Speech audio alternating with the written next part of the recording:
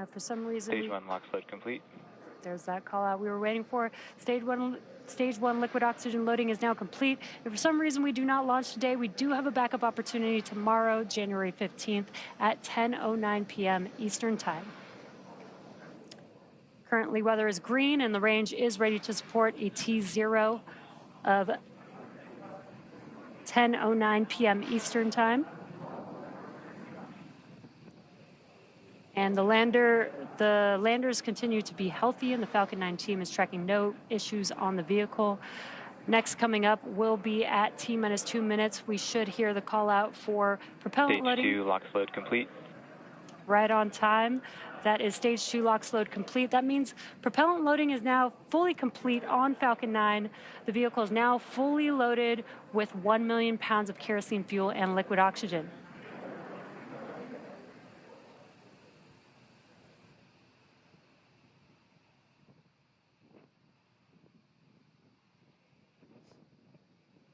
And just a correction, it is 1:11 a.m.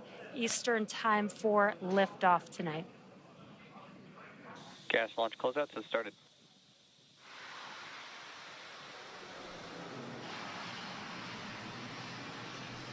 Now that propellant loading is complete, we should begin to see venting coming from the transporter erector. That is just clearing out those propellant lines from the TE in preparation for liftoff.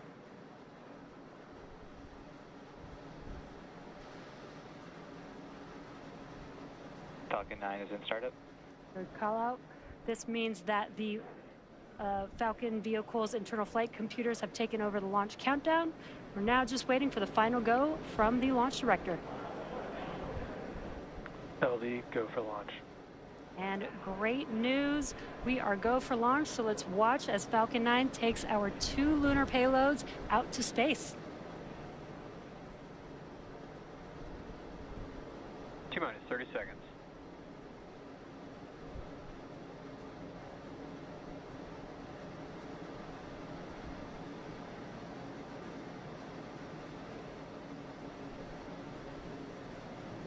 T-minus 15. 10, 9, 8, 7, 6, 5, 4, 3, 2, 1. Ignition. And liftoff. Go Firefly, go iSpace, go Falcon.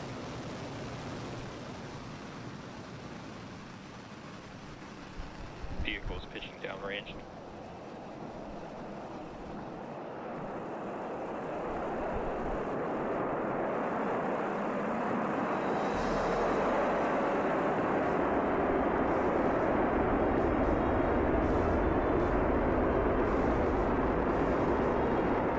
T plus 30 seconds into launch, Falcon 9 has successfully lifted off from Launch Complex 39A at Kennedy Space Center. Now the vehicle is going vertically, but it will begin to move horizontally. We're going to gimbal Falcon those. 9 power and telemetry are nominal. We're going to gimbal those engines. We're still going up, but now Engine pressure is nominal. now we Vehicle will is supersonic. be moving horizontally, and that helps the vehicle get into orbit and avoid being pulled back down to Earth. And we are coming up on max Q. This is the largest structural load that the vehicle will see during ascent. Max Q. There's that call out. We've passed through max Q. And we do have a few events coming up in quick succession. That'll be MECO, stage separation, and SES-1. MECO is main engine cutoff, and that's where we will shut down all 9 of those M1D engines that you see there burning bright on your screen. That prepares the vehicle for stage separation. That's when the first and second stages separate from each other, and the first stage will begin to make its way back down to Earth, while the second stage carries the payloads and continues with its journey with SES-1, or second stage engine start 1. And that's where we will ignite the MVAC engine on the second stage. And shortly afterwards, we will have SECO, where the vehicle will coast. So we are coming up on those 3 events that I just mentioned: MECO, stage separation, and SES-1 in just about 20 seconds from now.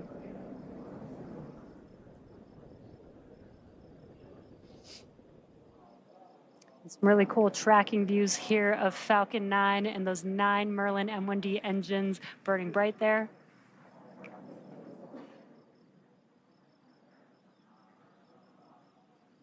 MECO. Stage separation confirmed.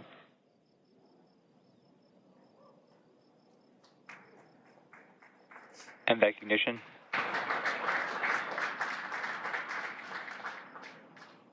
And great views. We watched as we shut down those 9 Merlin M1D engines, stage separation, and now you can see there on your screen that MVAC engine has ignited, again carrying the 2 lunar landers aboard Falcon 9's second stage. And there on your left-hand screen, you can see that the first stage is deploying its grid fins. Those hypersonic grid fins will help guide the vehicle back down to Earth.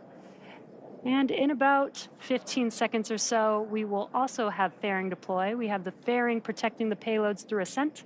But once we're in the vacuum of space, we no longer need that protection, so we will jettison those fairing halves.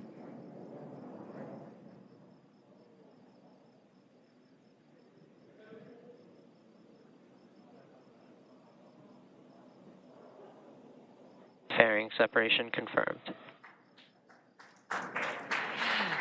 And a really cool view of the payloads encapsulated in those fairing halves, the fairing halves deploying. We will once again attempt to retrieve these fairing halves once they make their way back down to Earth. And in a few minutes, we will also have a couple more burns for our first stage to prepare it for landing on our drone ship. Just read the instructions. Now we are T plus 4 minutes and 10 seconds into today's mission. We're currently in the first of 3 planned MVAC burns. Around T plus 6 minutes, you should see on your screen the first stage's entry burn. Now that entry burn is where we ignite 3 of the Merlin M1D engines, and that's going to be the E9 engine plus the E1 and E5 engines. Now that helps slow the vehicle down as it's re-entering back into the Earth's atmosphere. Now, the reason why we slow down the vehicle is to reduce the re-entry forces, which helps us recover and reuse the first stage booster.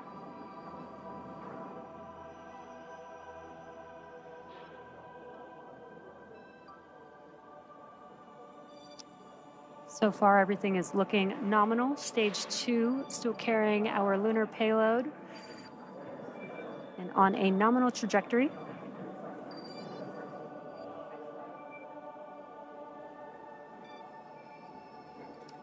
Now again, the first stage vehicle is making its way back down to Earth. We're about 45 seconds away from the entry burn beginning. And just as a reminder, the first stage booster that is supporting today's mission will perform this entry burn for the 5th time. Falcon 9 is the world's first orbital class rocket, reusable rocket, and this is important because reusability allows SpaceX to refly the most expensive parts of the rocket, which in turn drives down the cost of space access. So we do have that entry burn coming up just about 10 seconds. Again, that will be 3 engines reigniting for just about 20 seconds or so.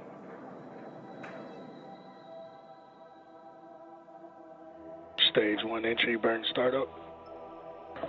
Stage 1 FTS is saved. There's that call out, and on your left-hand screen, you can see that those engines have ignited.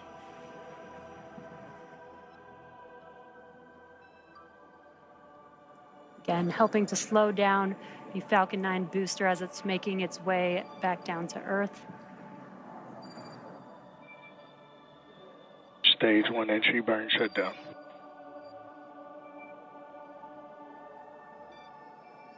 And there we heard the call out as well. As you can see that the engines have shut down. That concludes the entry burn for the Falcon booster.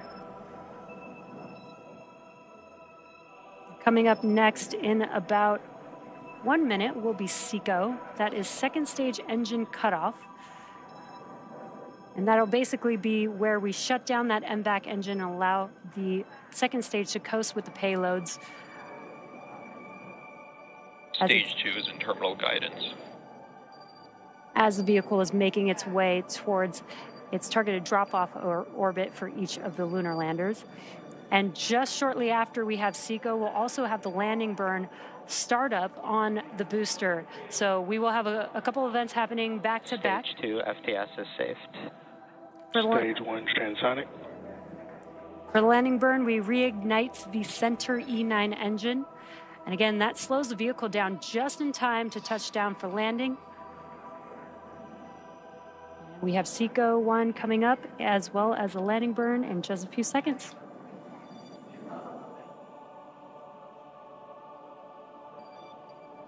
SECO. Stage 1 landing burn.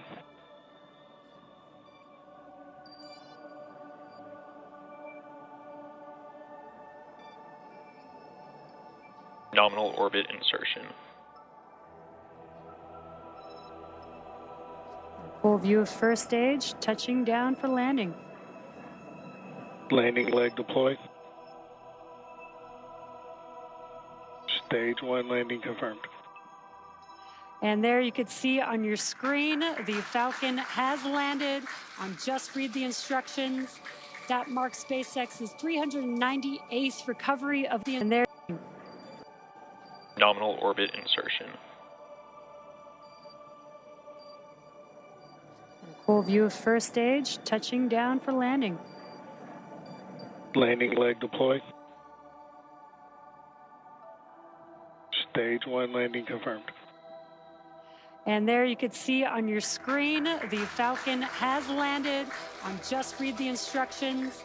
That marks SpaceX's 300...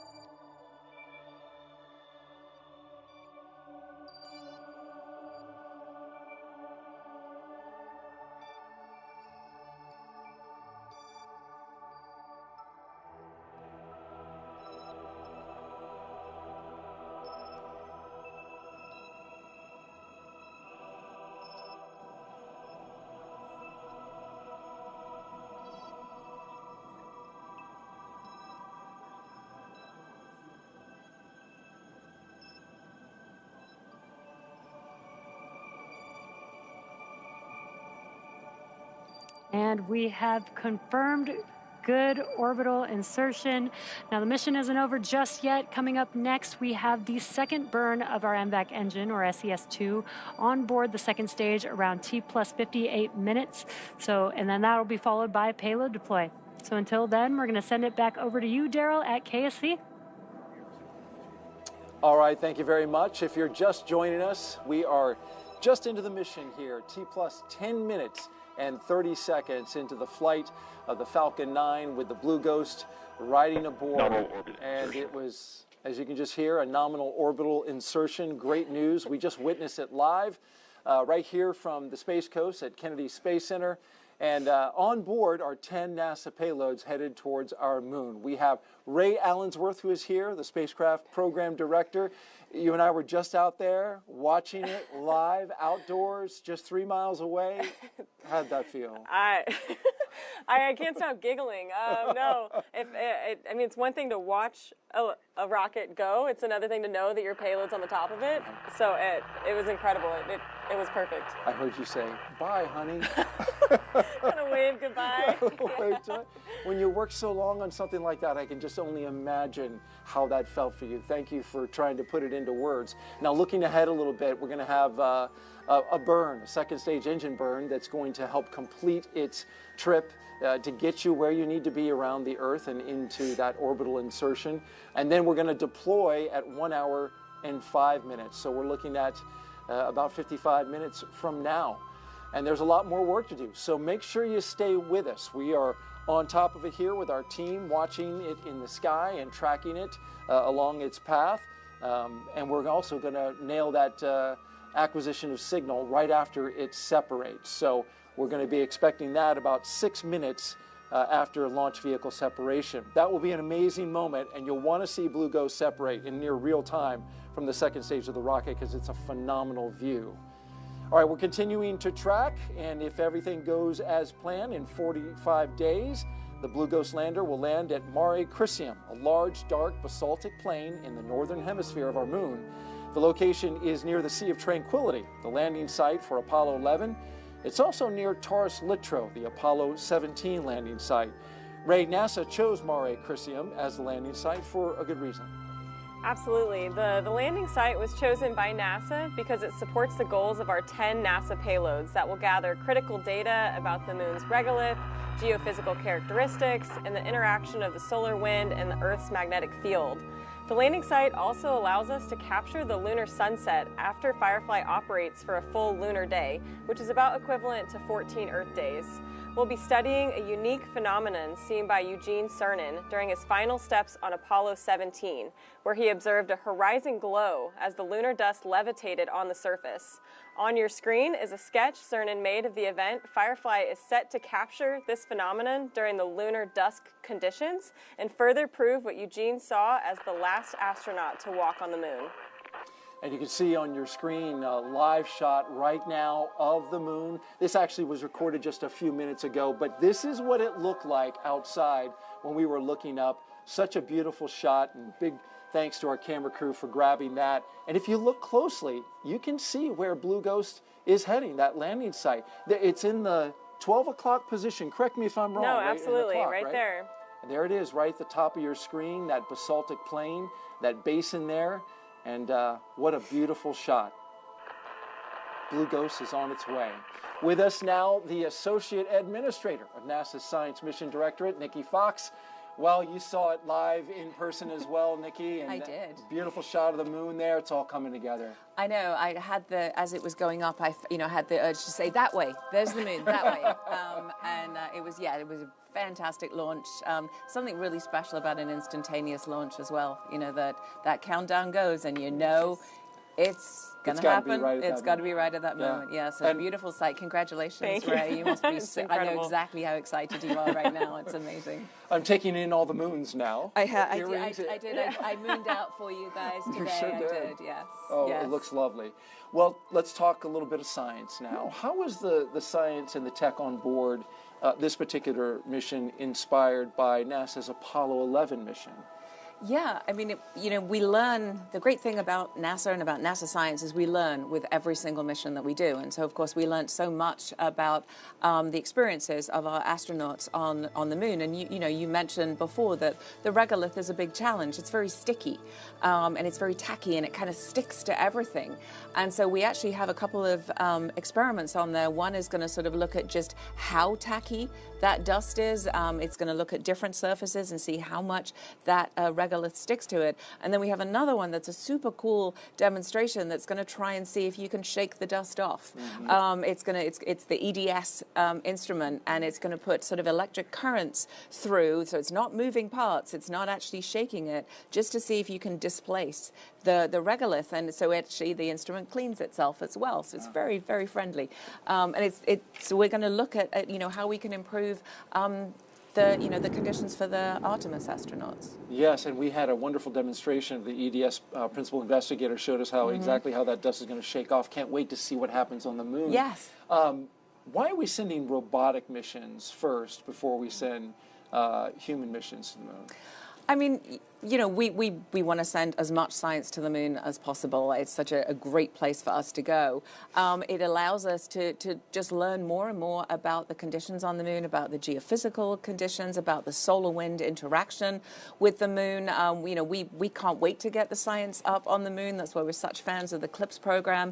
It's like a geological sort of preserved record of what the ancient solar wind is like. You just need to go down a little bit into the regolith, and that's the preserved sort of surface interactions.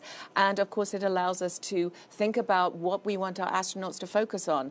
They will be able to bring back the samples from the moon for us to be able to study, and so to be able to kind of help focus on which samples, what do we want for them to bring back. This is all stuff that we can do with these kind of advanced sorties that we're doing with the CLIPS program. Advanced sorties. Well, I like that. That sounds good. And in this plane, and briefly, it's a basaltic plain. There's a volcanic feature nearby. Yep. Tell me what the relevance of that is Mons Luttrell and why you're interested in that. Well, I think Ray just kind of nailed it. I mean, it's a great place for us to go. It's a region that we think the astronauts will be interested. It's a really great place, loads of interesting features. The actual area was caused by an impact from an asteroid. It flooded that area full of that lava. It's a very dark lava, very similar to what we have on Earth.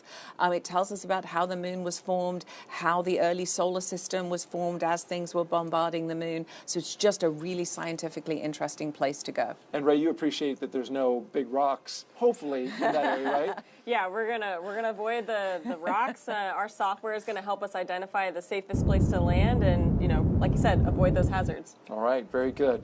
Well, Nikki Fox, thank you for joining us today. We appreciate your moons. We appreciate the insight, and we appreciate your levity as always. NASA tends to be a serious place, but you bring the right mix of levity and seriousness. Thank you very much. Thank you so much. Appreciate it. Congratulations again. Thank you. All right. Well, it's difficult work to get to the moon. We haven't successfully done it in more than 50 years, but that's going to change. The CLIPS initiative is changing that. Let's take a look. Landing on the moon is hard.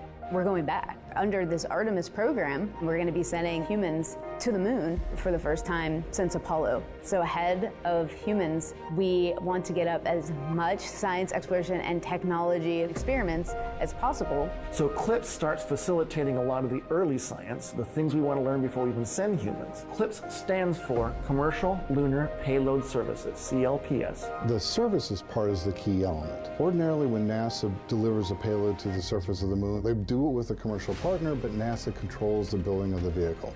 Now, we're buying the service of delivery of our lunar payloads to the surface of the moon. It is a delivery service, akin to a delivery service that you'd have here on Earth. NASA will provide payloads to a commercial company. They decide how to get it to the moon. They have to develop their own lander, but they also have to manage the entire end-to-end mission. It's meant to provide affordable, rapid, frequent access to the lunar surface through American companies. We're funding different companies. We have commercial companies that are competing to win task orders to deliver our payloads to the surface of the moon. One of the goals when we started CLIPS was to help establish a lunar economy. Somebody has to do it first, and then it becomes commercially available. Then they're able to crank them up.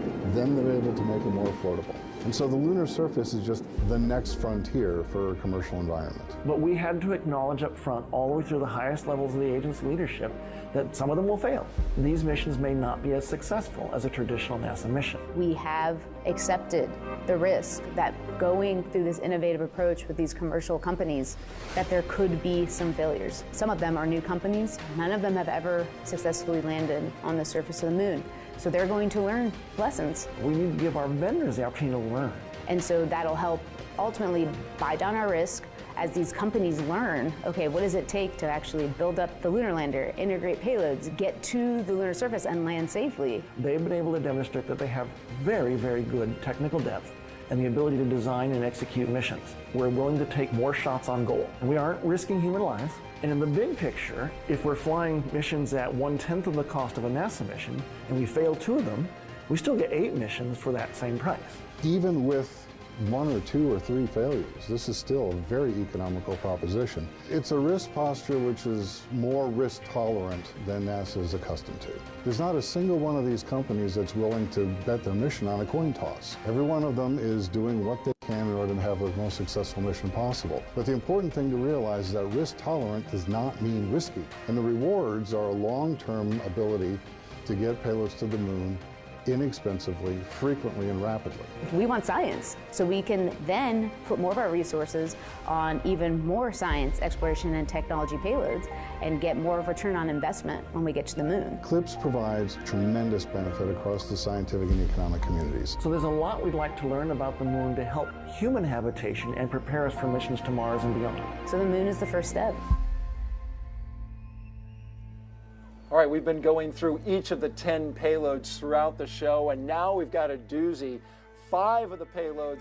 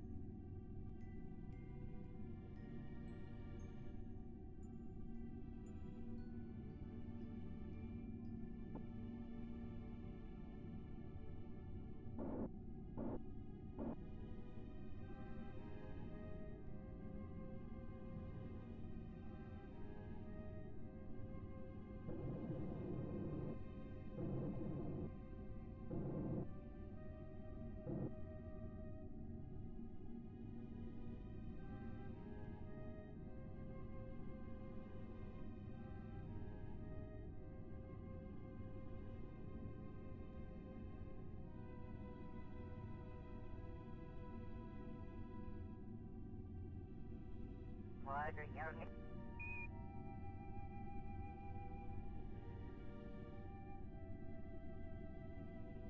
our woman in the Aston station will be either.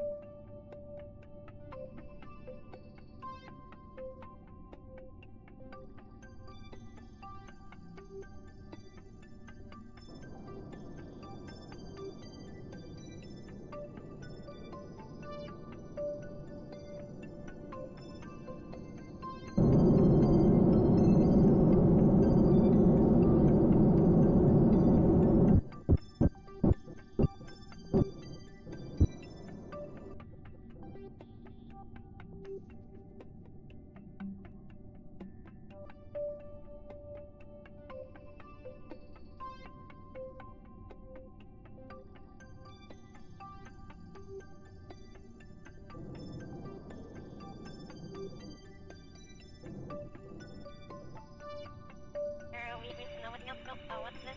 I think there's